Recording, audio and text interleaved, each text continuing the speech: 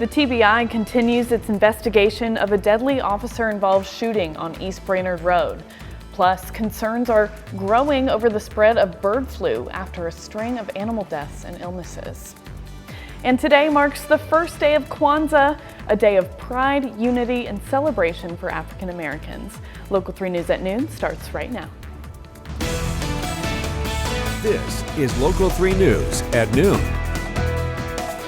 Well, thanks for watching Local 3 News at Noon. It's Thursday, December 26th, and I'm Leah Bowling in for Latrice Curry. I'm also joined by forecaster Hannah Skye. And Hannah, how was your Christmas? Oh, it was absolutely lovely. Good. I hope you had a wonderful Christmas as well. And all of you, I'd say my favorite gift I got this year was I got some cloud earrings. Oh, I love it. So fitting. Just had to throw that out there. But let's take a look at your conditions for today. Again, beautiful conditions if you are planning on traveling home from the holidays today. It's going to be a warm and mild afternoon today, but just know that there is heavy rain that is on the way this weekend, and we are monitoring the possibility of seeing some severe weather as we head into Saturday. Now make sure that you are staying tuned because let's see, probably in about 10 to 13 minutes here, we are going to go more into those details in the next weather segment, but let's take a look at some of those current conditions. Regional airports, everything is looking good as of right now. There's lots of green, which means minimal delays. Still, always make sure you're giving yourself plenty of time. Nationally, things aren't looking as good. So here in the Dallas-Fort Worth area, there is a ground stop. San Francisco Airport, things are majorly delayed. And then we're starting to see some yellow here at JFK here in New York, moderate delays. So it's very apparent that a lot of people are traveling home today. Temperatures right now are sitting at around 54 here in Chattanooga. So it's a warm day. You're going to see some gusty winds, and they're really going to pick up as we head into later today. So make sure you're staying tuned because we'll go into more of those details at what you can expect heading into this weekend. Leah? All right. Thank you, Hannah. Well, the TBI is handling the investigation into an officer-involved shooting on East Brainerd Road in which a reported knife-wielding man was killed this week. Here's Grayson Gordon with the latest. Just after noon Tuesday, Chattanooga police responded to reports of a man armed with a knife on East Brainerd Road. The preliminary investigation indicates the subject made a break for the woods nearby after officers arrived at the scene. Here's the emergency radio traffic that could be heard. Seizure on progress. We're about 100 yards back in the wood. Severe laceration to his neck and his right arm. TBI's release says officers gave verbal commands for Roberto Carlos Rodriguez Zayas to drop the knife, but for reasons still under investigation, the situation escalated. At least 2 officers fired at Zayas, and he died at the scene. Emergency responders from the scene were communicating to crews on their way to the scene. Also, multiple gunshot wounds. The TBI says that this is the 5th officer-involved shooting this year. There was 1 in January, 2 in February, and the last one in October before the one that happened Tuesday. Those happened in Hamilton County, East Ridge, and inside Chattanooga city limits. The officers involved are on paid administrative leave, which is standard procedure. Next, the TBI will share their findings with the district attorney's office, and the general will determine whether the officers' actions were justified. Reporting in Chattanooga, Grayson Gordon, Local 3 News. Well, a Chattanooga man led police on a chase Monday before causing a crash between 4 cars. Police say Taj Binford, who has a criminal history, was not wearing a seatbelt when they initiated a traffic stop. Binford then sped up and passed cars in oncoming traffic. Police turned their lights and sirens off to follow him until he ultimately crashed. Also in the car was a woman and a child without a seatbelt. When he crashed, Binford tried to run away but was caught in the woods. Binford is charged with endangerment, evading arrest, and driving without a valid license. His records reveal he pleaded guilty in 2008 to a second-degree murder in 2002 when he was a minor. Well, are you looking for an end-of-the-year addition to your family? Well, how about considering a new pet? I talked with the Humane Educational Society, and their packed shelters have lots of pets that are destined to become the gift that keeps on giving. Here's that story. This holiday season, you could be giving the gift of life by adopting from one of our local shelters. Janine Cloyd with the Humane Educational Society explains the benefits of adopting from a shelter. Well, the biggest benefit is that you're saving a life. You know, an animal that needs someone to take them home and love them forever. She says there are so many animals in shelters or rescue groups that are waiting for you. I really hope most people start to realize that, gosh, there's animals waiting for me. I don't have to wait for them to be born through a breeder.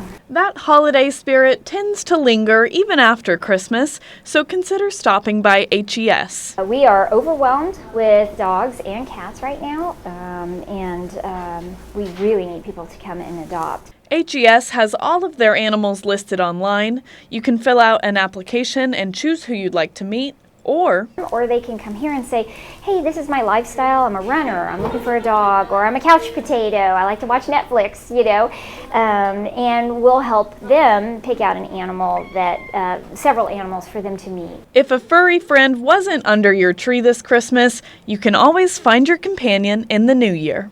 We just hope that people who are looking for a pet to add to their life will decide to come visit us and see what we've got. I'm sure we can find somebody that they can love for many, many years. I'm Leah Bowling, Local 3 News. That's supposed to be the water like that?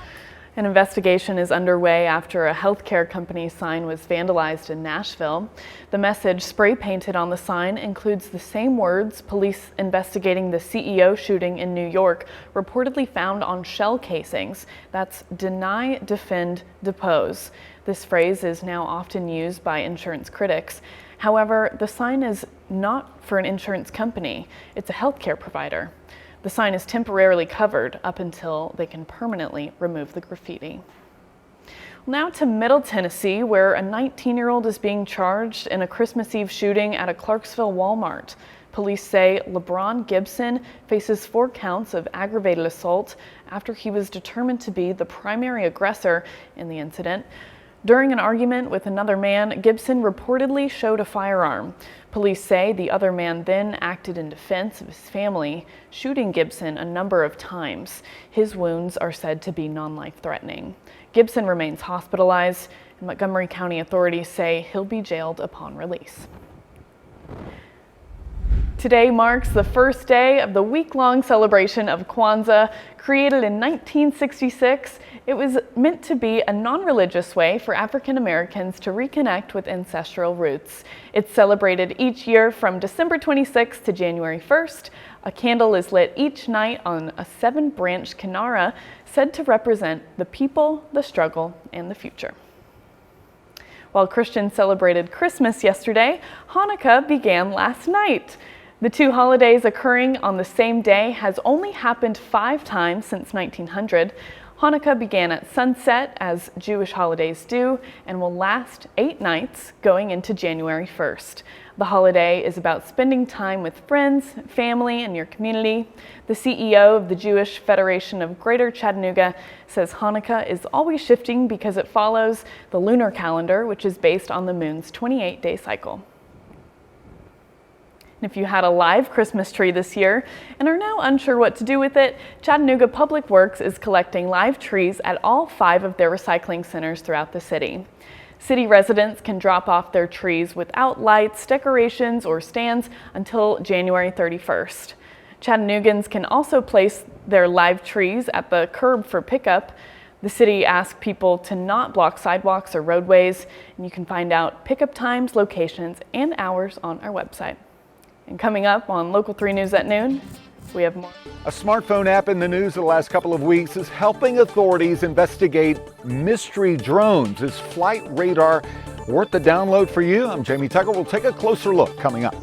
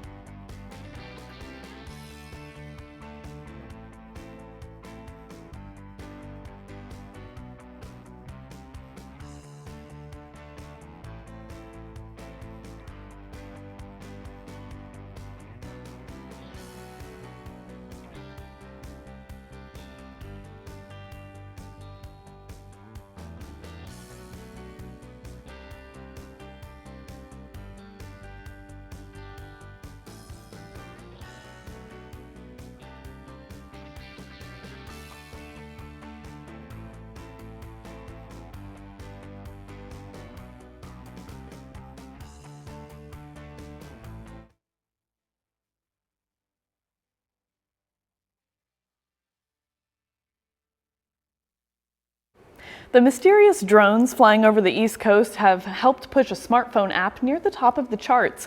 Authorities are using the app Flight Radar 24 to help investigate what's flying above them.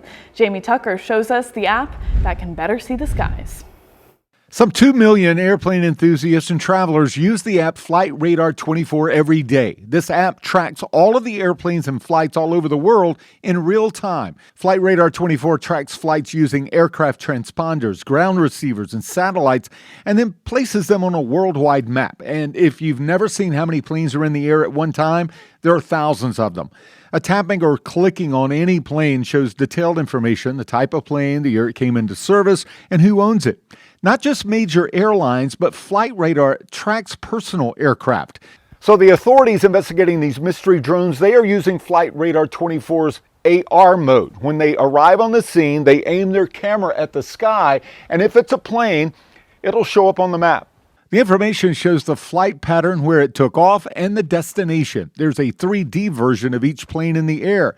Now, it isn't just an app, but you can track flights for free at flightradar24.com. You will see ads and limited information with free basic versions, but a paid silver subscription offers a lot more information, no ads, for $13 a year. And it isn't just airplanes. Flight Radar 24 will track Santa on his flight Christmas Eve, even with a basic subscription or going to the website. I'm Jamie Tucker, and Flight Radar 24 is the app of the day. Still ahead on Local 3 News at noon. Well, speaking of drones, we're going to take you on a flight. Prepare to see a rewind montage of the best Skye 3 drone shots from the past year.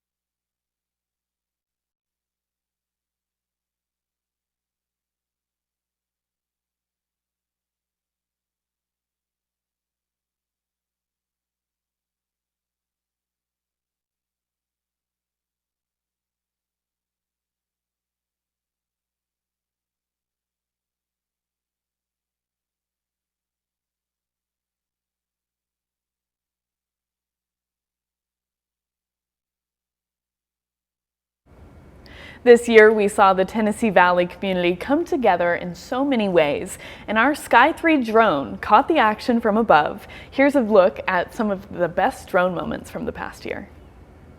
Chattanooga mourned the passing of Medal of Honor recipient U.S. Army Captain Larry Taylor, who was 81. His award for bravery exhibited when he rescued 4 soldiers during the Vietnam War. In Meigs County, a double tragedy as Meigs County Deputy R.J. Leonard and detainee Tabitha Smith died as the patrol car driven by Leonard plunged into the Tennessee River. Both were mourned by family and friends. A tornado slammed parts of Henniker, Alabama and Jackson County in mid-May, destroying one home and leaving dozens of others damaged.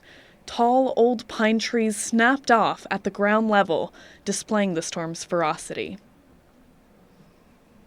But not everything we saw in 2024 was as somber.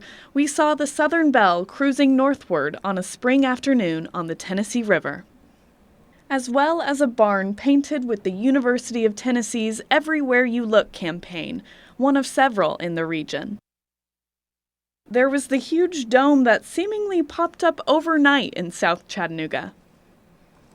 And we enjoyed the beauty of Chattanooga's historical monuments against the morning sky, which helped give us a new appreciation for how the scenic city earned its nickname.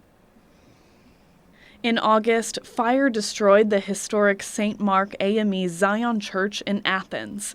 A woman's body was found inside, and an Athens man was charged with her death and arson. Making hay while the sun shines, an old adage that still holds true for those who work the land in the Tennessee Valley. We were in the sky and on the ground when Chattanooga State Community College was locked down after a series of alerts warned of a potential gunman, sending students and faculty to shelter in place. Just a few hours north of the Tennessee Valley, a visit to Nashville showcased the impressive skyline of the Music City and the scenery of the state's capital, which is home to more than 680,000 people. The Norfolk Southern Debutts Yard, one of the busiest in the South. More than 50 sidings hold rail cars as they are sorted and organized. In October, a semi-truck overturned on Interstate 24 eastbound near Moccasin Bend. It took most of the day to be cleaned up, and the crash backed up traffic for miles. The arrival of fall color across the Tennessee Valley is always a high point.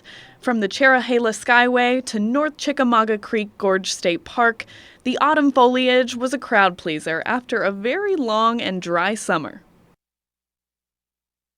In November, Americans went to their polling precincts to make their choices known for the president and other offices across the country. While many people voted early, others chose to vote on Election Day. And yes, the widening project on Interstate 24 continues, but each day it's getting closer to being finished with an expected completion date of late 2025. Black Friday saw busy parking lots and lots of shoppers at Hamilton Place Mall in search of gifts and bargains for the Christmas holiday. An early morning fire destroyed the UPS service center in Athens. No one was injured, but the damage to delivery trucks and their contents was apparent. The cause has yet to be determined. A brush fire on Lookout Mountain in December forced the evacuation of nearly 20 residents. The fire left the incline railway damaged, and the National Park Service determined the cause to have come from a rock slide. And work continues on the new Lookout Stadium in the city's South Broad District. The opening date is set for sometime in 2026.